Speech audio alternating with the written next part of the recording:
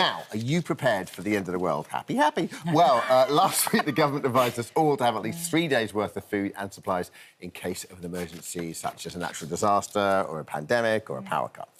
Well, there are some people known as preppers who have been stocking up on essentials for years and they're ready for anything. Psychologist and mum of two, Dr Sarita Robinson, is one of those people and has months' worth of supplies for her and her family. Yeah, we're going to be talking to Sarita in a moment. First, we can go live to the biggest prepping shop in the UK to speak to its owner, Lincoln Miles. Morning, Lincoln. Morning, thanks for having us on. Oh, mate, thank you for having us, and thanks to your friend there as well. So, listen, where do we start? How did you end up with a prepping shop, with a prepper shop? I mean, we've been going 10 years now. We was the first prepping shop in Europe. The concept's been huge in America for sort of decades, so we sort of realised there was a huge gap in the market and people quite simply wasn't prepared. So, we brought the concept over to Europe about 10 years ago and we've just been pushing the message out ever since. Yeah. Well, Lincoln, you know, back then, 10 years ago, I bet some people actually laughed at you, but who's laughing now? Because business has been absolutely booming for you, hasn't it? 100%. If we look back sort of 4 or 5 years ago, it was considered this sort of real extreme concept. And, you know, look at these people that are preparing and why they're stocking up. But we found when coronavirus happened and there was queues outside supermarkets, all of a sudden, everyone wanted to be a prepper. And the whole concept we found has changed, the whole narrative has switched. And I think everybody at the minute realises that it does make sense to be prepared. And obviously the government have caught on to that, hence their recent recommendations that everybody should have sort of 3 days emergency kit at all times. Yeah, you're right. So obviously, you know, having lived through what we've all lived through, I think people understand that they need to be better prepared, and so no one wants to see those sort of panic buying in supermarkets and so forth today. So is the definition of what a prepper is, or the mentality, has that shifted now? Do you see a lot just sort of like regular people coming in? Oh, 100%. We always say if you was to walk down our high street, 9 out of 10 people could be a prepper and you wouldn't notice any difference. If we look back years ago, it was sort of 90% of our audience was middle-aged males, whereas now we are sort of a 50-50 male-female split. We cover all age groups. So it really is, prepping has become fully normalised. And like we say, most people are preppers and you wouldn't notice any difference. Lincoln, I thought that was a mannequin next to you, and then I just saw it move. I'm so sorry, that's an actual person. Hello. Team Lincoln. Well, welcome to This Morning. Lincoln... So our wonderful assistant. Oh, well, welcome to This Morning. Lincoln, can you talk us through the essentials of what a prepper would buy there?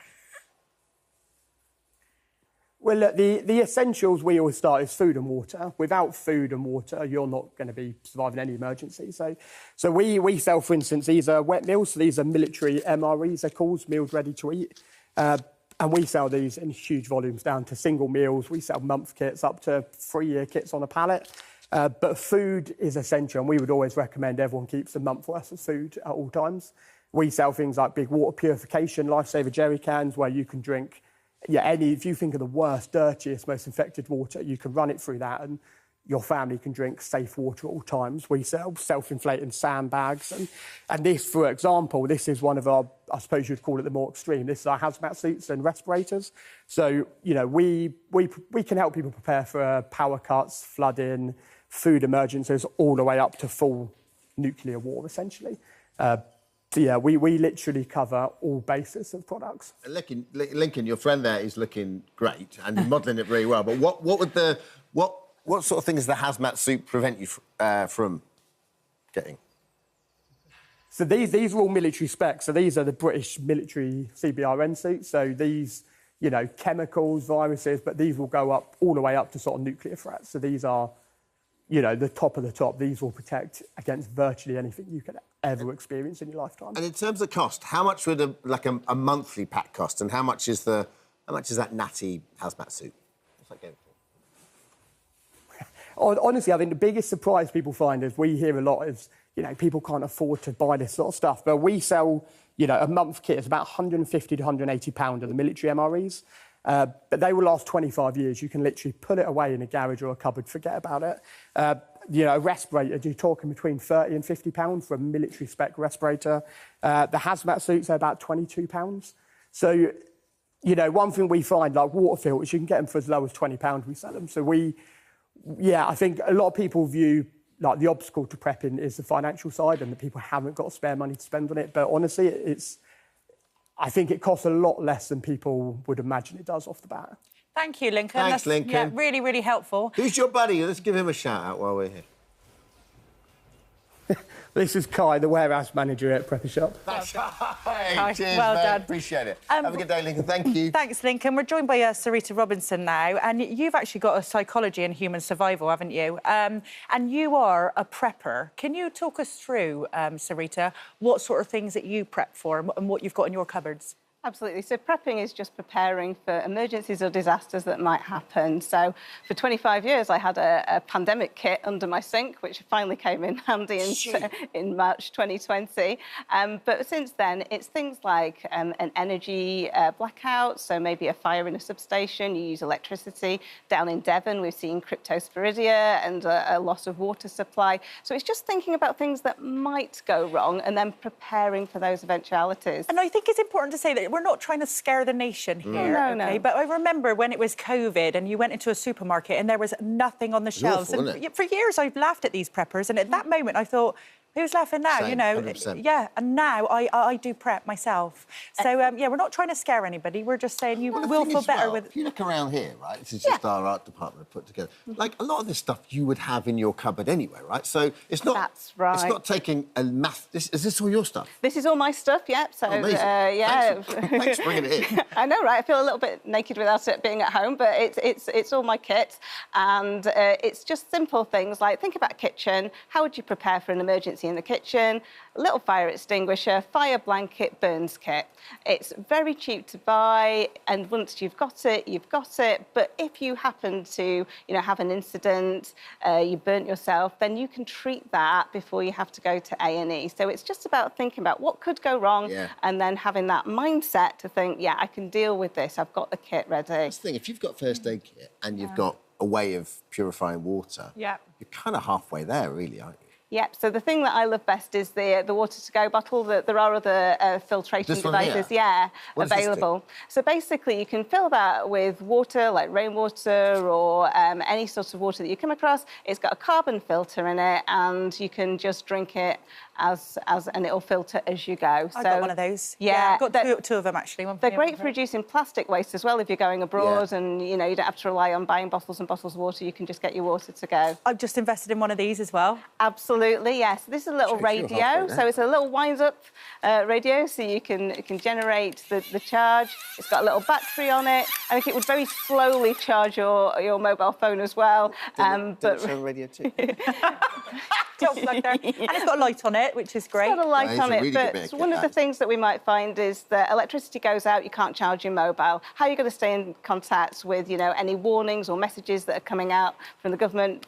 Tune your radio in, you're sorted. Can I just ask you, Sarita, psychology and human survival, how did you get into it?